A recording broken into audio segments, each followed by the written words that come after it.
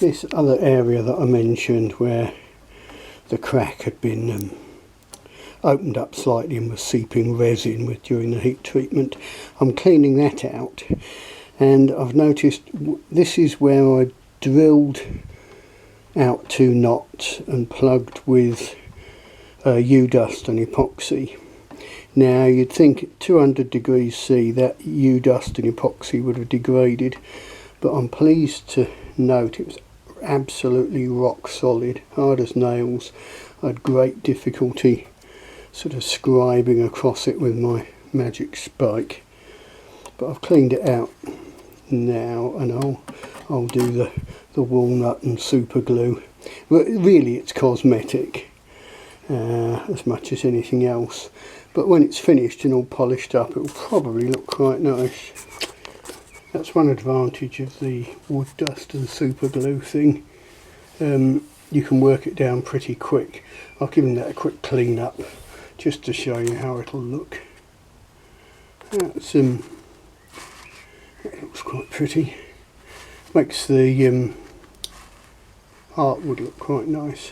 You can see the sapwood down this end of the bow is a bit sort of dull grey. It's nicer at the other end. Hopefully it's sound. Problem is you only really find out when the bow explodes. That's another area that was filled. That will clean up. Oh, and there it is the other side. Got a nice bit of colour there.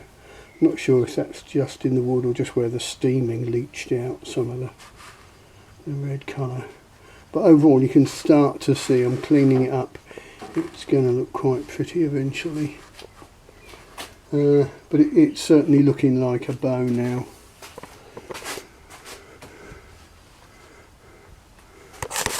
And that whole reflex deflex look is so much more symmetrical. I'm beginning to feel pleased. Having tidied up the bow a lot, I'm mostly working along the back, well, and the belly, just all over, taking out the tool marks. But that sort of gives you, get a low angle of light on it, and it gives you an idea what the tool marks look like. And as I smooth it off, I just try and get rid of little islands of sapwood. Get it down to a ring where it's convenient, but where it's not, you can see, you know, I'm stepping through rings. So you don't have to make a song and dance of going to a single ring. It's just making it look nice. And I'll try and work that knot. I might go down a bit more, but we'll try and make it look good. Taking tool marks off the belly. So I've worked some areas, it's exposing the pith. And the area that was heat treated's been scraped a good deal, so it's, you can still see the darkness. It's just gradually cleaning it all up. Then I'll get it back on the tiller and just basically rounding all the corners off. That should take, oh, I've got a little bit of a tiny lift there. Just needs a bit of scraping on that ring. Yeah, rounding off the corners should lower the draw weight a little bit. So give it a good clean up, get it back on the tiller, see what it does, then maybe take out off the last little bit of weight and the last bit of tiller adjusting if necessary. See, that's interesting, it looks thinner there than there. Just check that with my verniers.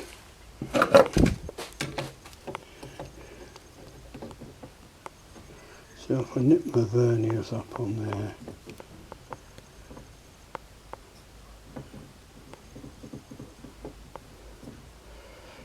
see, sometimes what feels tight there, if you go at a slight angle, it'll go on. So that will just go on there, and yeah, it won't go on there. So, but it will go on there. So I'm a little bit thick just this side of that knot. So So I'll just put a pencil mark on there.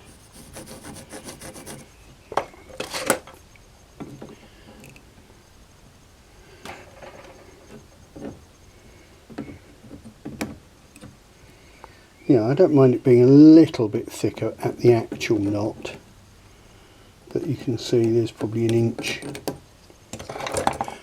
there where it could just be eased off a whisker.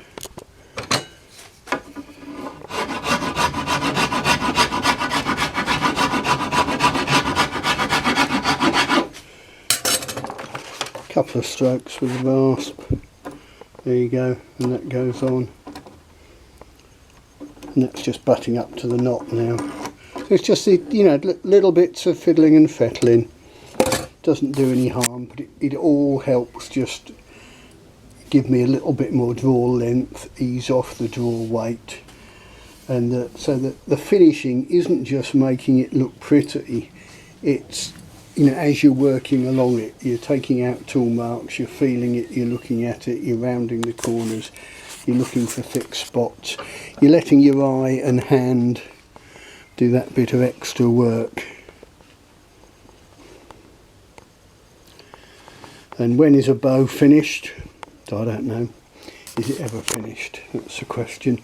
I quite like getting bows back, or reworking or repairing old bows, and you inevitably find there's always something you think, yeah, I'll just take a little bit more off there, or I'll improve the tiller. Yeah, I trust you understand if I'm a tad nervy now, because we're up pretty close to a full brace.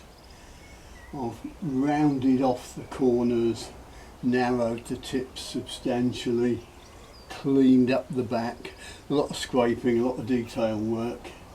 Of course, the proof of the pudding is always if it goes bang or not. So hopefully we should be, I'll probably take it to 75 or 28, whichever I get to first, and see how it goes. Keeping a careful eye on the tiller, of course. Still looking stiff at the knot. The tip's coming around quite nicely.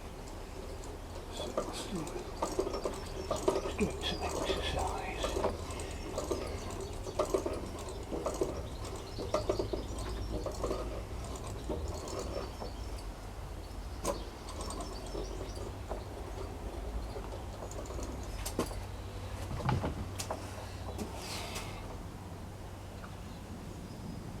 Whisker over 70. I think that made 26 and a bit. She's looking plenty stiff enough there. Maybe stiff there. Give it a bit more.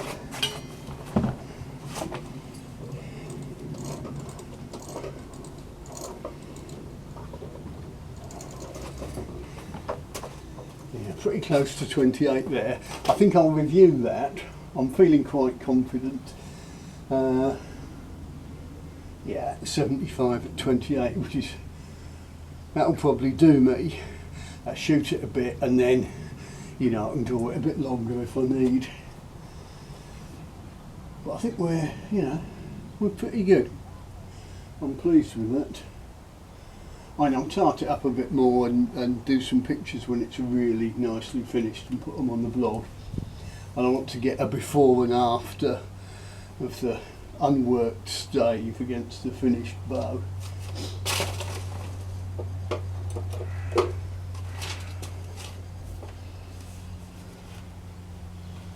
Yeah, I can't really pull it there, can I? I'll stick it through the roof if I try and pull it. Yeah. Looks a lot more even. Yeah, probably a little bit more there than there, but there's not a lot in it. Yeah, job's a good one.